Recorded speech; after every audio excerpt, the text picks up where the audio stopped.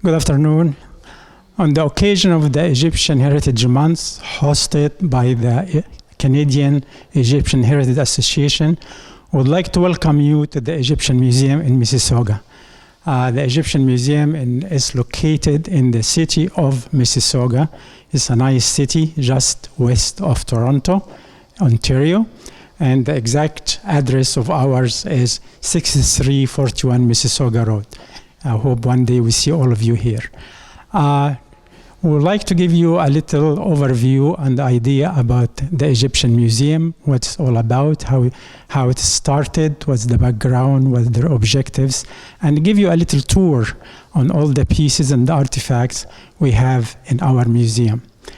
To talk about the Egyptian Museum, we need to talk about the community of the Egyptians of Canadian from Egyptian origin.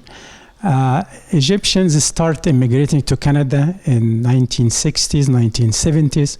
Started with a small number, but increasingly the number start to grow and settled in the city of Mississauga and the entire GTA, and number has become bigger and bigger. This community is very proud of their history and their civilization, and they like to share it with everyone. Not only that, they believe that the old Egyptian civilization is the root and the origin of many other civilizations that came after, and there is so much that unites us, and we have so much in common, and that's important in time of so much divisiveness, and people try to make difference between races and religions and so many other things. But when we think we have so much in common and shared history that unite us, than many of that. The Canadian Coptic Center took the initiatives about 5-6 years ago, and they started the Egyptian Museum.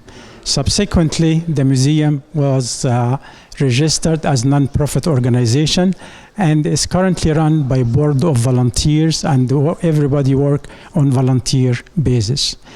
The objectives of the museum was a few holds. First one, they like to raise awareness and knowledge about the old Egyptian civilization. And as I mentioned, it is a root of many other civilizations. And by bringing the awareness and the knowledge, people can discover their own roots and their own background. Secondly, as part of the multicultural society we live in Canada, we like to interact with other cultures, and we show them the Egyptian culture and find the common ground with the other communities and other cultures.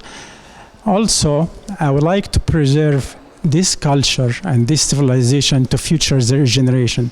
Many of the Egyptians who came earlier, they have seen these places and seen their artifacts by themselves. But the second, third, and fourth generations didn't have this opportunity. And we thought it is good to bring it to them here and give them taste of what we have seen ourselves. Another objective is we like to have like a center of learning by having the museum and the artifacts.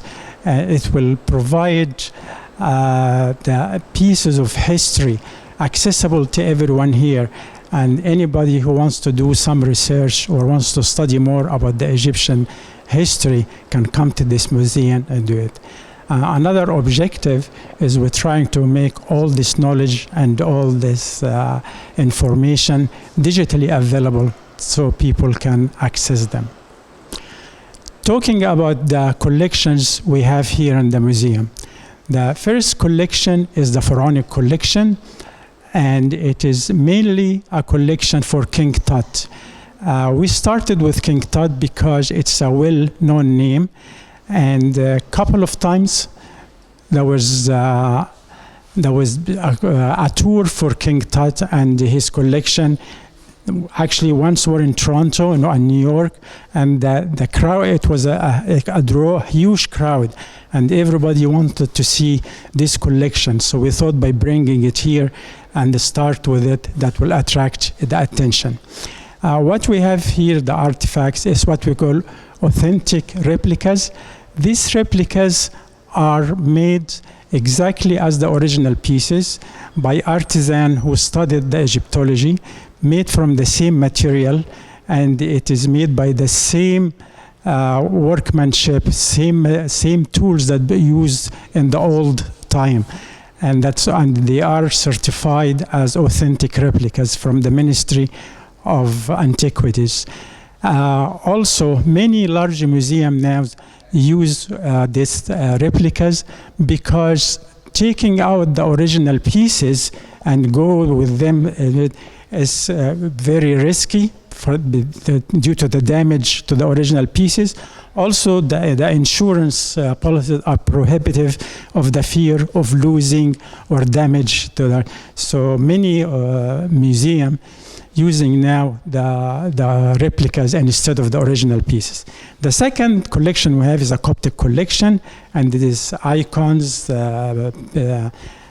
statues, artifacts, and these are originals because the original we managed to get some of the original pieces from Egypt. Third collection, we have books about Coptology and Egyptology, and then we have another digital collection. Our plans in the future is to move to a larger space, and we have more digital accessibility, and then we have make it the museum widely available to any visitor from anywhere. Now we will take you inside the museum and start showing you the artifacts and the pieces we are having. And we will take you now inside our museum, and we will give you a little tour, and we explain things about the Egyptian history and about these particular pieces. And to do that, I will turn you over now to one of our Egyptologists who studied the Egyptian history, and they can give you more information about that. My name is Ihab Beckett. I am the director of the museum, and I give you this little overview. But for more information and you want to visit the museum, please visit our website, www.theegyptianmuseum.ca. You go there, you find all the information, and you know how to contact us and book your guided tour. Now I would like to turn the microphone to our Egyptologist, Mr. Hani Iskander. Thank you, Ihab. My name is Hani Iskander. I'm an Egyptologist. Been practicing, studying this and practicing for many years. And I'll be happy to, as one of the volunteers here, to show you around our museum. So we basically understand that how the ancient Egyptian civilization contributed to the entire world, and we are very happy to share our heritage and culture to everybody here in Canada and around the world. We have in the museum mostly replicas that are from the Ministry of Antiquities, and they tell the story of one of the specific periods of Egyptian history that is called the New Kingdom, which covers the period, basically for the time of Akhenaten and Tutankhamun. We are talking roughly about 1350 BC. So a lot of these artifacts, they tell the story of one of the very unique Egyptian kings named Akhenaten, who was the first one to come up with the concept or the idea of the one God publicly, and imagine his new god to be called the Aten, which is the power or the energy that comes out of the solar disk.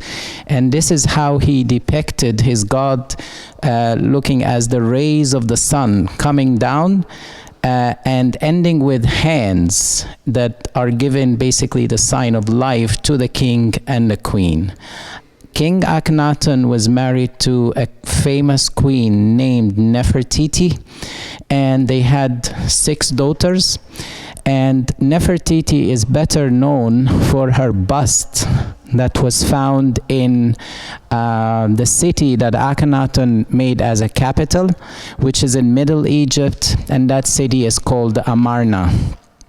And therefore we refer to the whole era as the Amarna era, or the Amarna period. The statue of Nefertiti is one of the most beautiful works of art that was found in the ancient world. Eventually the statue made it to Berlin, where it's still sitting there at the Egyptian Museum in Berlin. And this is a copy of the famous bust of Nefertiti. Eventually, Akhenaten was married to possibly another woman who gave birth to a son, and that son was called Tutankhaten, who eventually changed his name to Tutankhamun and became the young king of Egypt, ruling at the age of 9. So for 9 years, that king became the king of Egypt. Not a very long period of time to to do much, like compared to the other kings like Ramses II, who simply ruled for 67 years and went around everywhere, had lots of constructions everywhere in Egypt. Tutankhamun is better known for his little tomb in the Valley of the Kings that was discovered almost completely intact. And it gave us an idea of the amount of wealth and richness that was with the Egyptian king in his tomb. So a lot of the artifacts in the next few rooms are talking about the treasures that came out of Tutankhamun's tomb. So let's take a look inside the museum.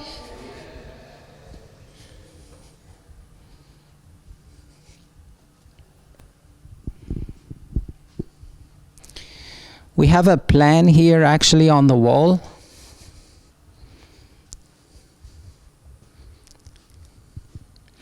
That shows the layout of Tutankhamun's tomb. Simply, the tomb was found in 1922 by a British archaeologist named Howard Carter, who was excavating in the Valley of the Kings, and he found 16 steps leading to this passage or the corridor, and when they entered through this door here, they found 3 couches that are in the shape of like they have different animal forms. There were also some chariots for the king that are disassembled in pieces. There was an annex behind the antechamber, and then there were 2 statues facing each other. And therefore we call them the guardian statues. Those are the statues, we have them right here. So originally in the tomb they were basically facing each other, and when they entered through the door between the statues, we found 4 big shrines that were kept one inside the other. Inside the 4th shrine there was a sarcophagus, a stone sarcophagus, and then there were 3 coffins made out of 2 gilded wood and 1 solid gold coffin were also nested one inside the other. Then there was another annex here to the burial chamber where more objects were discovered. Now that is the general layout of Tutankhamun's tomb. When you look at the first impression here on the pictures, you see the tomb was in such a mess. We believe the king died suddenly or died at a young age, so there wasn't time to make, that probably wasn't the intended burial place for Tutankhamun anyway. We have a small room here mimicking the burial chamber with some of the paintings on the wall. So let's take a look.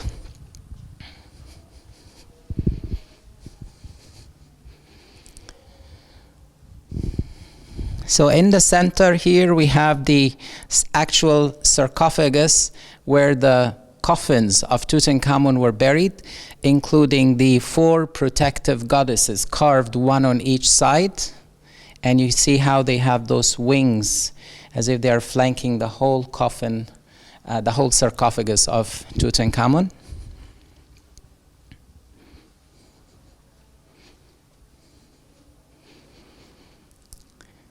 Also, the scene here is showing the funeral of Tutankhamun. So the body is lying here on a bed, and the whole thing is on a boat right here. And then the boat is drawn on a sledge, drawn by all the dignitaries and the high officials of the country.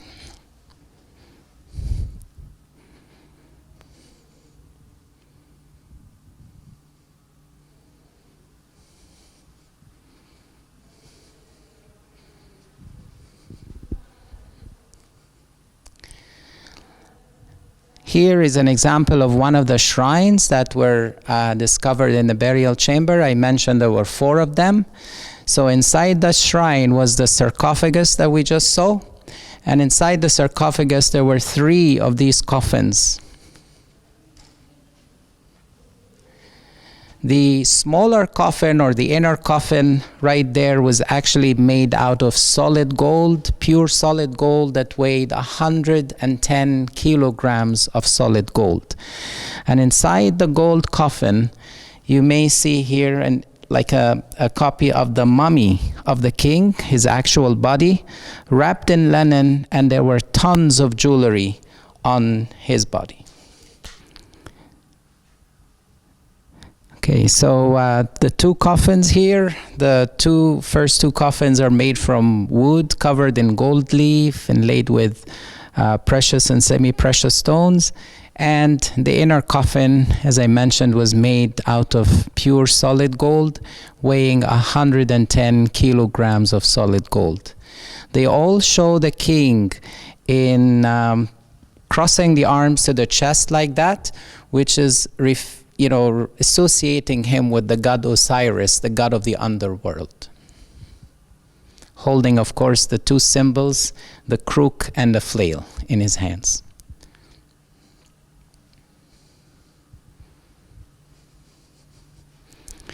So we have a few more objects here in that section of the museum.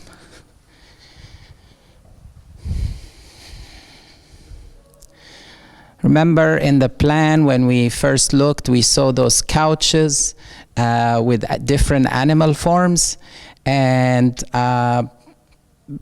those are most likely couches that are symbolic couches, helping with the king's resurrection to the afterlife.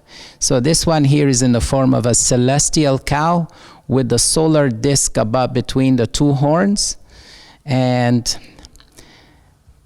that one is actually taking a form of a hybrid. So it's got the face of a hippo, the body of a leopard, the tail of a crocodile, all in one animal, with originally the teeth made of ivory.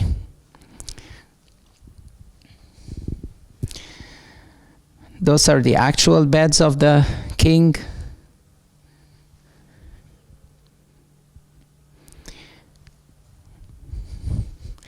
And in the room right behind the burial chamber, we found those pieces. One of them includes the statue of the god Anubis.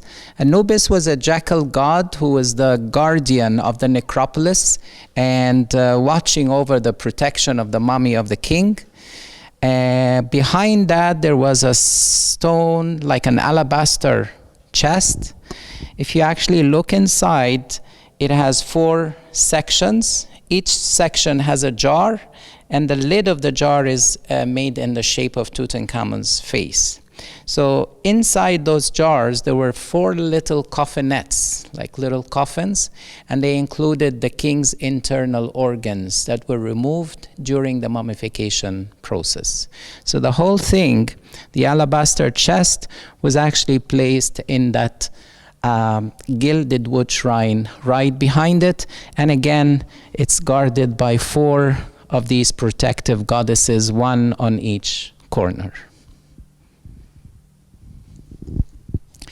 We also found the chariots of Tutankhamun. There were 6 of them in the tomb.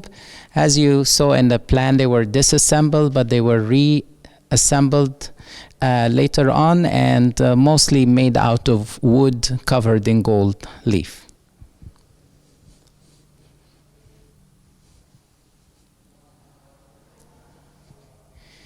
From here, we move on to the next room where we have one of the masterpieces of the collection.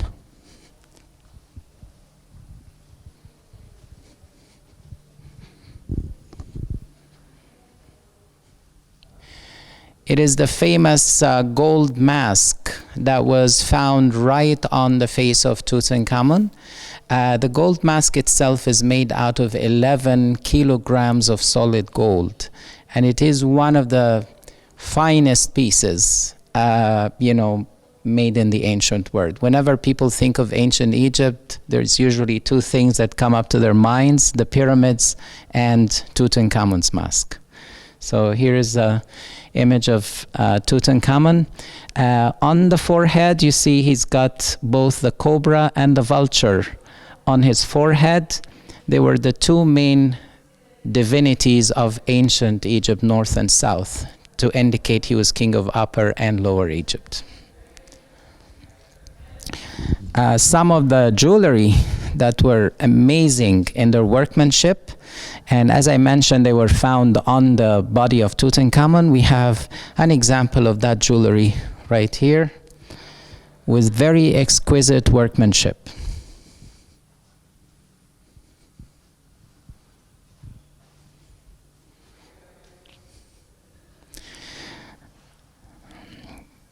And finally, if we move on to the next room,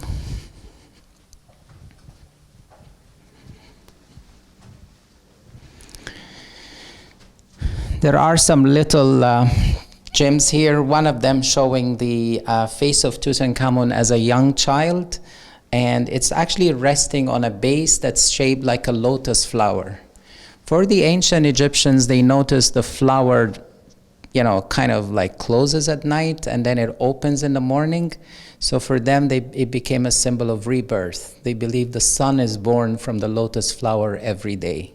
Hence, by having Tutankhamun's head emerging from the lotus, it's like ensuring his rebirth from the flower, just like the sun does that every day.